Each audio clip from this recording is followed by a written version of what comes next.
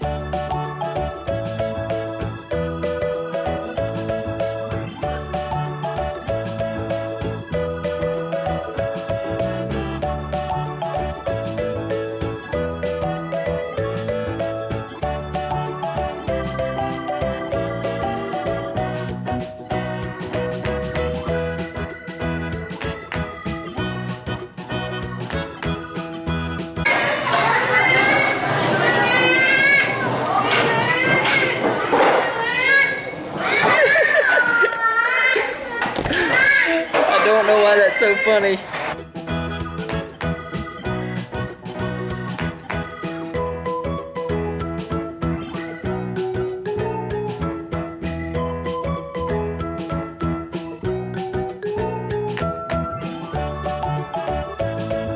This is so funny but so wrong. Get it, boy. Get it, bad boy.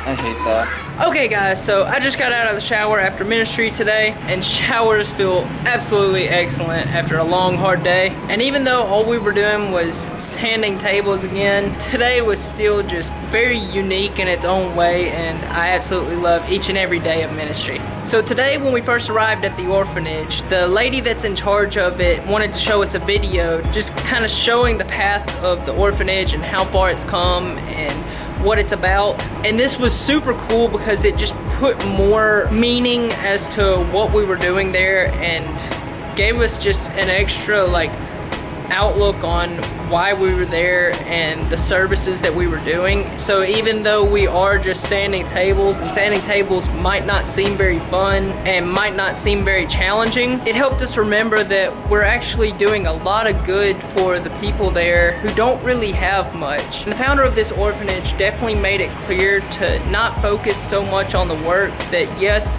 doing the work is good, but the relationships with people was even more important. The kids that are at this orphanage are there because they actually have HIV. So these are kids that have been neglected by their families and been neglected by society, and all they want is just someone to love them. The relationships are so much important because they need to know that they are loved not only by us, but that they are loved by God as well. And the way you do that is by spending time with them and building relationships with them.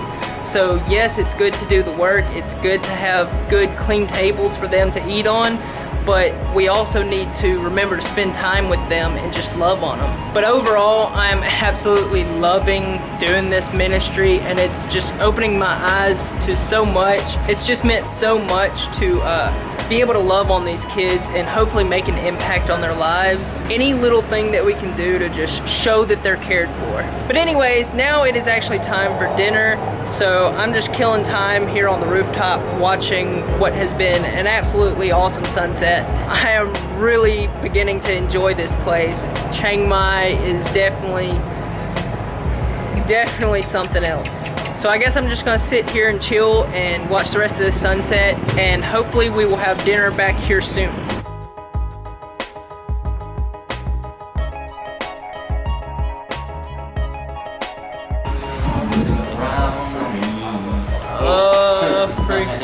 Colonel Sanders.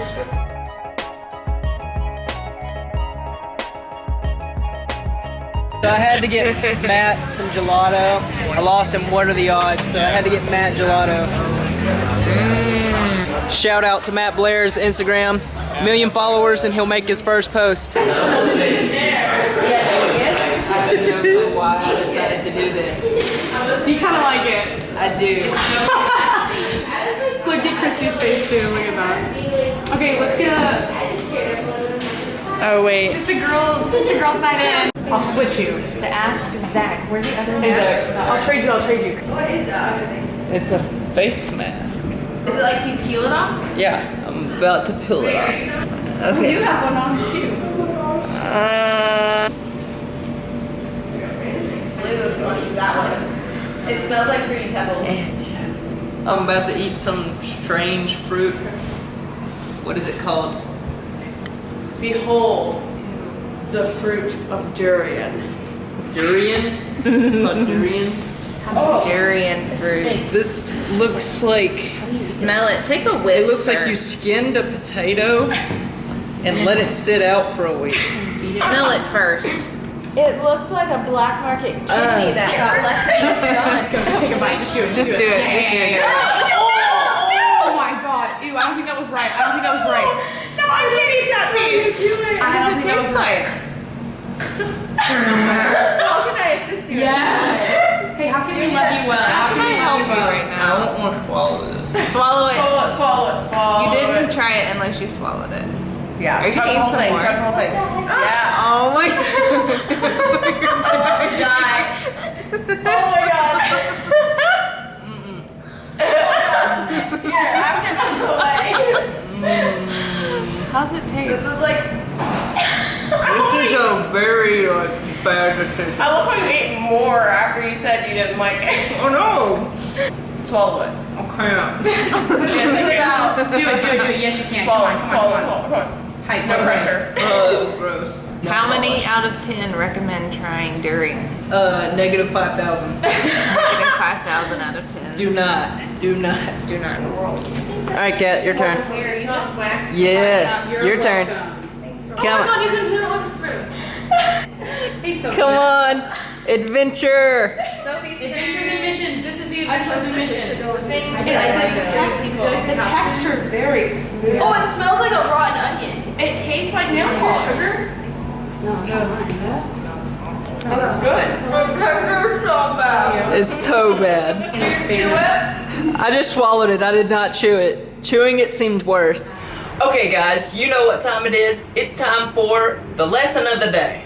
So for today's lesson, I actually want to talk about giving. And the reason I choose this topic is because I really saw a giving heart with my friend Ben Taylor, because the KFC that you saw in the video was actually his idea, and he actually bought the KFC for the whole team. Like, we didn't have to pay for it or anything. So just real quick, I'm going to go over a few verses that just really describe giving. And to go along with the verses, I put questions in to just further make sense of it. So if the Bible tells us to give, what exactly am I supposed to give? So in 2 Corinthians chapter 9 verse 7, it says, "Each of you should give what you have decided in your heart to give, not reluctantly or under compulsion, for God loves a cheerful giver." So basically it's just saying, give whatever you're feeling the need to give, whatever God's placing on your heart. Don't make it some big ordeal or something that you feel you have to do, but just do it out of the goodness of your heart. So the next question is how to give.